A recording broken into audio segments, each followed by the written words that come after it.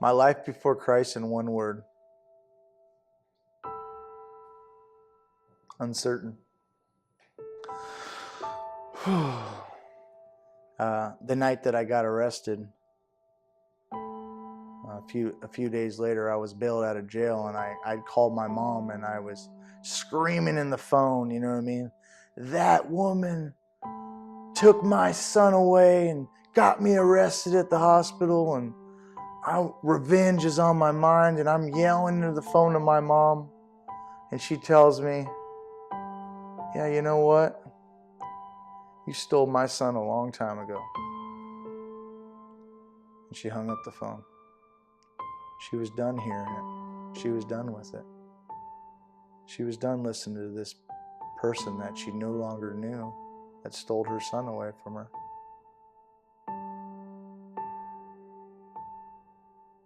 And I'm real translucent with that. People that know me know I'm a recovering addict, and I'm proud of that today, because that's part of my Christianity too. My name is Mike Pitrola. I'm 39 years old. I was born in Fremont, California. Growing up was interesting for our family, for my parents that divorced when I was 2.5 years old. My whole life I wanted children. I wanted children. I wanted to be married. I wanted everything that wasn't perfect in my life growing up. I didn't want to have my children to have a dad and a stepdad, or a mom and a stepmom. I wanted to have that perfect family, and when I had my first son 11 years ago, I wasn't present that day in the operating room.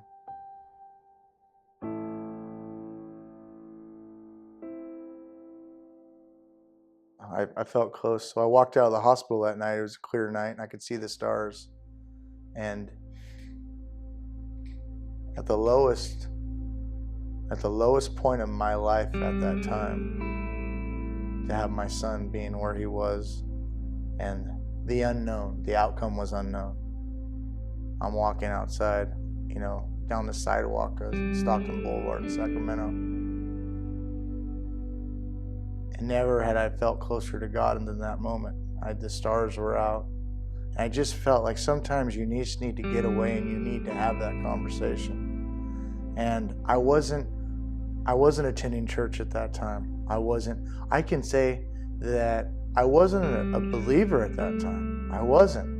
I couldn't. I was young. I hadn't experienced life. I hadn't experienced a life-changing moment at that time yet, to where I could feel God work in my life. And I'm walking down the sidewalk, and I'm just having this moment. I'm on the verge of breaking down, and I just fall on my knees on the sidewalk. And I just reach to the sky, and I beg him. I beg God. I just beg him, please do not take my son.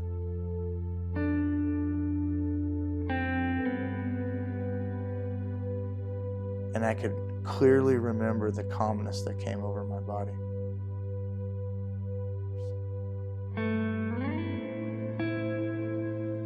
Undeniably, something amazing happened at that hospital.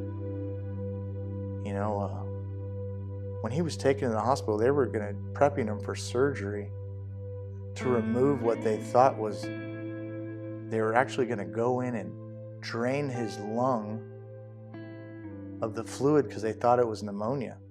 And at the last second, the surgeon canceled the surgery and said that's not fluid in his lung, he has a tumor. And then over a month's time, it took him to investigate exactly what it was, to send the biopsies to different teaching hospitals to find out exactly what kind of cancer it was, and to devise a plan. This tumor was so big that he was starting to not be able to breathe in this month's time. They didn't know if they wanted to treat it and then remove it, or just simply take it out. You know what I mean? And we're sitting there helpless as parents, helpless, and at that time, we're not getting along. It's just everything was coming down around me. I was under attack. I wasn't right with myself. things were just crazy at the hospital because everybody's on. It was the fear of the unknown. It was the fear. Everybody had so much fear in them, and the devil was at work. You know, he was at work to devastate any hope. All hope was drained, and then things just started happening. You know what I mean? And miracles happened. And I remember the family waiting outside the operating room, and that doctor coming out and saying, he said a couple things. He said that we did the best we could. We got everything out, we're sure. And as soon as we pulled that tumor out, his lung reinflated. And he said, at the very least, we bought you some time. Now, I don't know if you have kids or not, but when a doctor comes out from surgery and says, at the very least, we bought you some time, that's a hard thing to swallow.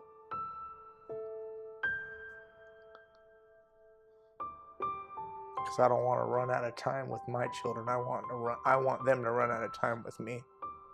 You know, and so you have to understand your mind, and you have to understand life in an instant. You know, it's like a parent should live their life with their child exactly like that every day, and they shouldn't need a doctor to say, you know, time is precious. You shouldn't have to, you know, there shouldn't be, that shouldn't happen, you know, and it changes your way of thinking, it changes your life, it changes everything around you. And I remember the next, you know, we went through the surgery, and then we got to go home and let him get better.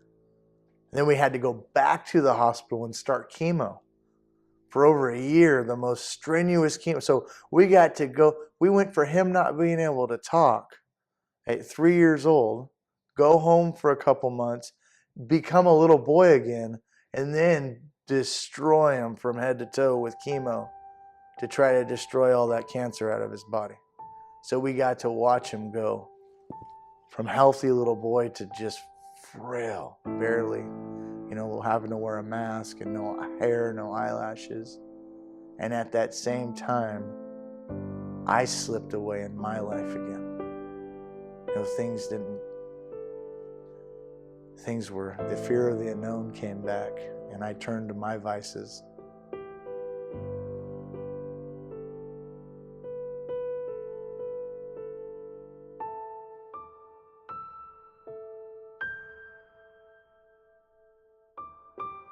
The young lady that I was attending this rehab with, it was a co-ed rehab. She would leave on the weekends to go to church, and I remember her asking me, and I remember her name, and I know her father really well. Hey, would you like to join us to go to church? And I thought, you know, I don't know what my intentions were when I answered that question, but I knew I was leaving, you know, rehab for the Sunday morning, and I was going to go and join a family to go to church. And I could just remember walking in, and just the mood and the caring and the acceptance. And I was, you know, I was a month off the streets of ripping and running, and all this love. And I just remember sitting down, and everything got quiet, and the band got on stage, and they're like, are you ready to worship? And let's all stand up and sing together. And I was just like, are you kidding me? Like, stand up and sing out loud, you know, in front of everybody, you know. And I remember not being ready. I remember I stood up, but I didn't say a word, but I felt so out of place to not stand up with everybody. And it was the whole church at that time, that church I went to, everybody stood up. And I just kind of hummed along, you know what I mean? But I just remember the feeling, because it had been such a long time that life was pumped into my body. And it was the life, you know, and I knew that I knew I was there for a reason. There was no mistake about it. I was there for a reason, and there was life being pumped into me without my permission, a joyness and a happiness. That was a changing moment in my life. That was a true changing moment, because nothing was being asked of me. I was freely being loved without expectation.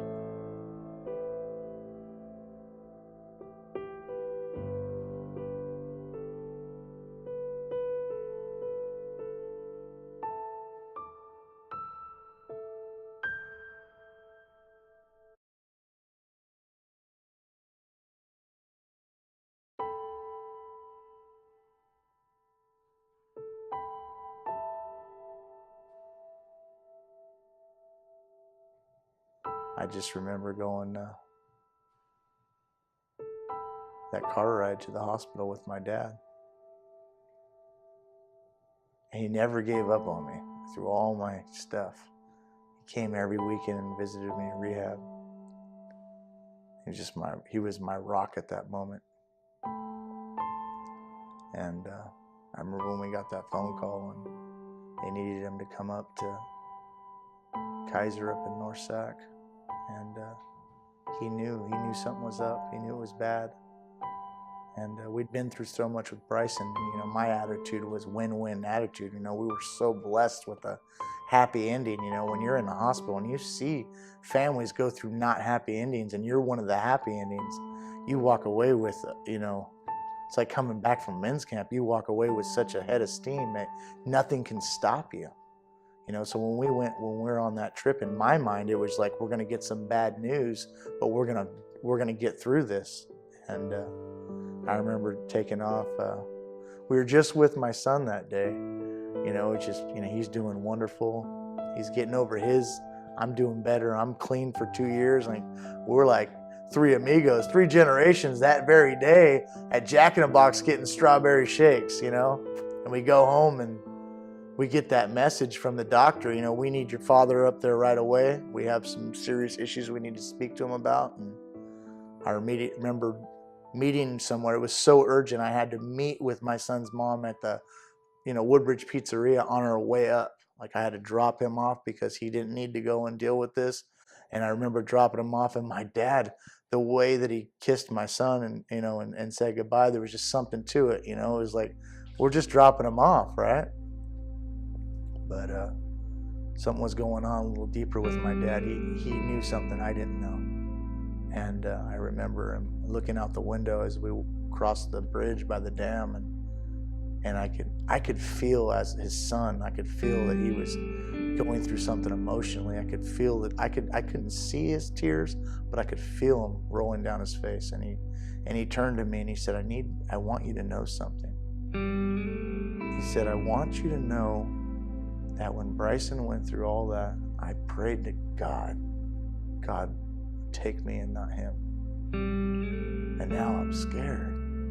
He was scared. He was scared because he knew that he knew something. He knew something was happening. And I knew that we had to pray. That's all that we had. You know, because we went to that hospital and we were like, okay, he has pancreatic cancer. We've been through this with Bryson.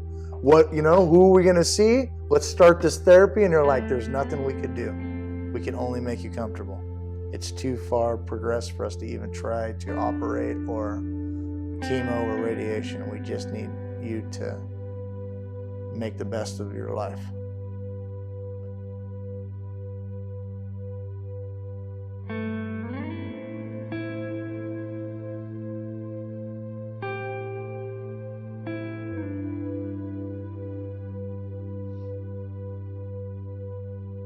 My name is Mike Pitrola, and I'm forgiven.